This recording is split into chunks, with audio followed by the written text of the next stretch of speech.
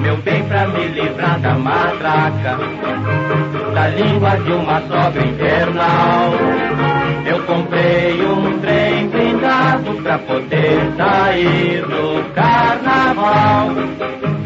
A Guerra Civil deflagrada em 9 de julho de 1932 assinala a impossibilidade de conciliação entre São Paulo e o governo provisório de Getúlio Vargas. Através do movimento revolucionário de 1930, Getúlio assume a presidência da República, após depor o presidente Washington Luiz. Durante este período, Vargas deu início à estruturação do Estado Novo, com a nomeação de interventores para os governos estaduais. Meu bem, pra me livrar da matraca, da língua de uma sogra infernal, eu comprei... Enquanto a população paulista é bombardeada com a propaganda pelo ideal do país democrático e constitucional, nos outros estados, as pessoas são levadas a acreditar que São Paulo procura o separatismo e a instalação de um comunismo, dominado pelos imigrantes italianos. A ideia, então, foi a de isolar o movimento.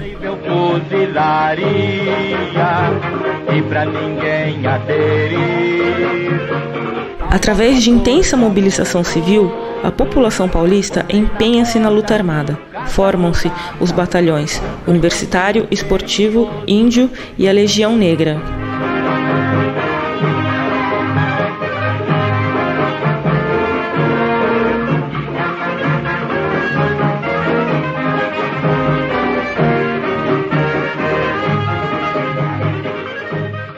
Paulo esperou que estados como Rio Grande do Sul e Minas Gerais ficassem ao seu lado. No entanto, apenas Mato Grosso lutou pela causa paulista. Eram brasileiros brigando contra brasileiros. Apesar da determinação dos paulistas, os números, mesmo que bem divergentes, entre os historiadores, comprovam a inferioridade com que eles foram para a batalha. Eram aproximadamente 30 mil homens com apenas 5 mil fuzis e 6 aviões, enquanto as tropas federais tinham cerca de 100 mil homens, farta munição, artilharia pesada, navios de guerra e em torno de 30 aviões. Diante disso, São Paulo tinha que recorrer à criatividade para fazer frente às tropas getulistas. Uma estratégia muito usada nos campos de batalha foi a matraca. Seu José Carlos, filho de um ex-combatente, mostra como funcionava a engenhoca.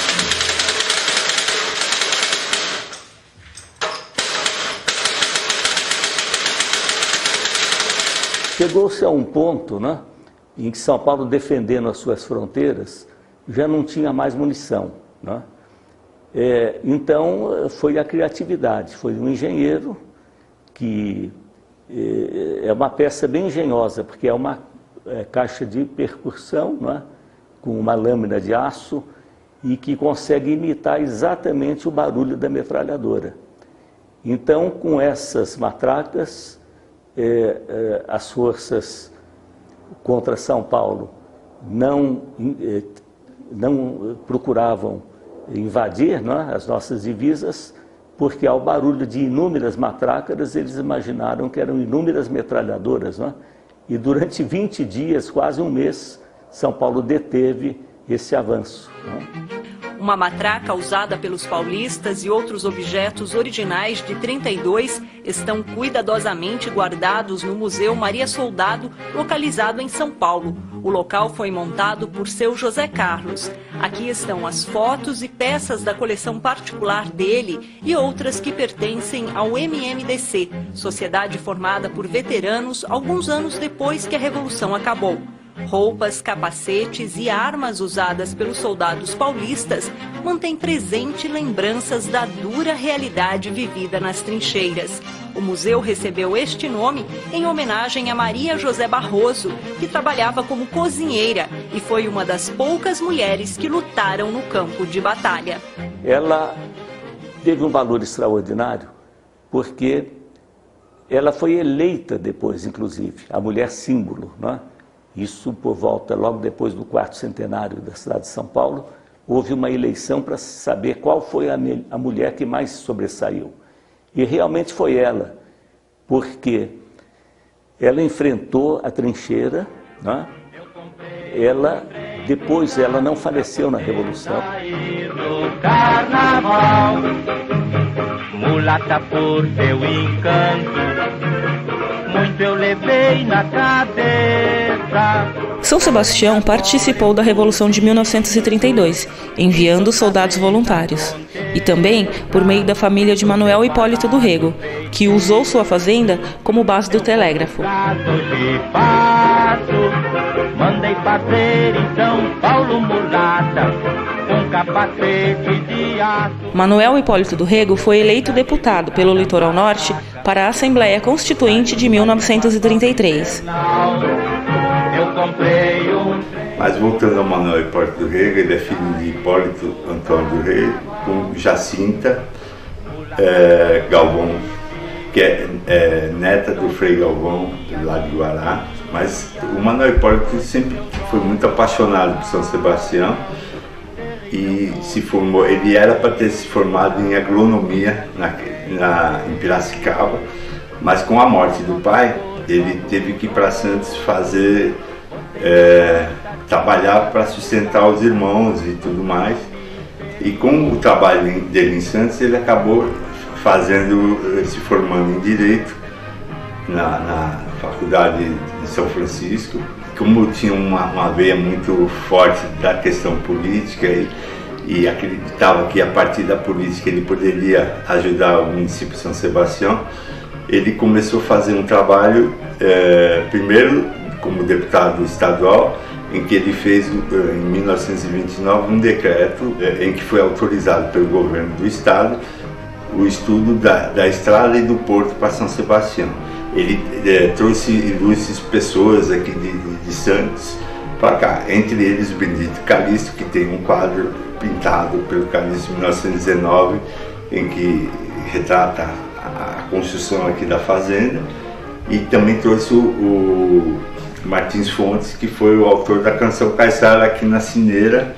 Como São Sebastião não tinha um escudo simbolizando a sua história, ele contratou um desenhista de São Paulo, em que a partir de todo o estudo da história de São Sebastião foi feito o brasão de São Sebastião. Mas aí, depois desse trabalho, e naquela época, na Constituição de 34, ele foi eleito como deputado distrital do Litoral Norte. Então, ele fez um repedido a nível federal da estrada para São Sebastião. Mas nesse inteirinho, entre ser deputado e houve a Revolução de 32, e aqui a fazenda foi um dos lugares usado como um lugar rebelde ao governo federal, porque aqui inclusive se encontrava o telégrafo dentro da baía onde se fazia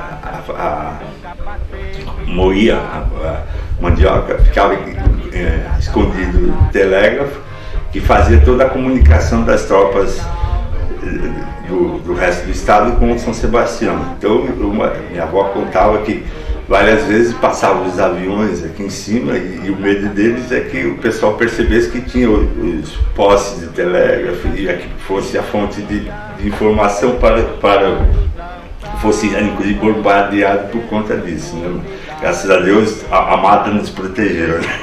E aí ele, como era formado em Direito, naquela época, quando você se formava, os pais davam um anel referente no caso do Direito, é uma esmeralda, parece. E esse anel, na Revolução de 32, ele doou para as forças paulistas, né? E ele era eleito pelo PRP.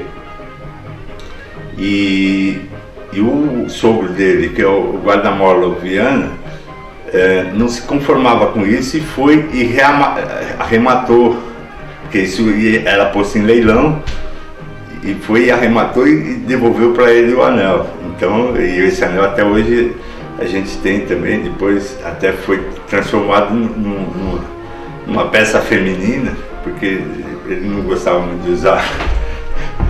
Então, mas está com o meu irmão, que foi o primeiro neto, ele advogado da família. Anistia, anistia. No total, foram 87 dias de combates, de 9 de julho a 4 de outubro de 1932, sendo os últimos 2 dias depois da rendição paulista, com um saldo oficial de 934 mortos, embora estimativas não oficiais reportem até 2.200 mortos. E numerosas cidades do interior do estado de São Paulo sofreram danos devido aos combates. Foram 30 mil pessoas contra 100 mil do governo e muito pouco armamento. Passo a vida no batente, lhe rente somente porque sei que o trabalho é natural. Seu doutor, quero ir embora, é hora lá fora, começou minha festa, o carnaval. Ai, seu doutor, anistia, anistia. Se do ponto de vista militar, os paulistas saíram derrotados do movimento de 1932, o mesmo não se pode dizer em relação à política e à economia. São Paulo continuava a ser o principal fornecedor de divisas do país, num quadro de crise econômica mundial e de queda do preço do café no mercado internacional. Comprei a prestação.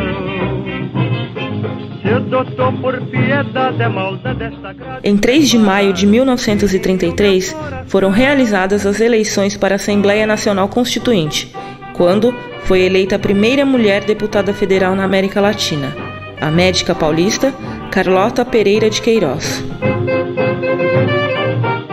Vários artigos da Constituição de 1934 iriam de fato beneficiar a mulher, entre eles os que estabeleciam a regulamentação do trabalho feminino, a igualdade salarial e a proibição de demissão por gravidez. Apenas 2 meses após o término do conflito, João Braguinha de Barro lança a Marchinha de Carnaval Trem Blindado, fazendo referência, nesta marchinha, à Revolução Constitucionalista e aos símbolos do Levante, a matraca, o capacete de aço e o trem blindado. Eu venho pra me livrar da matraca, da língua de uma sogra infernal. Eu comprei um trem blindado pra poder sair no carnaval. Mulata, quando eu te vi, logo pedi anistia, pois os teus olhos dançavam.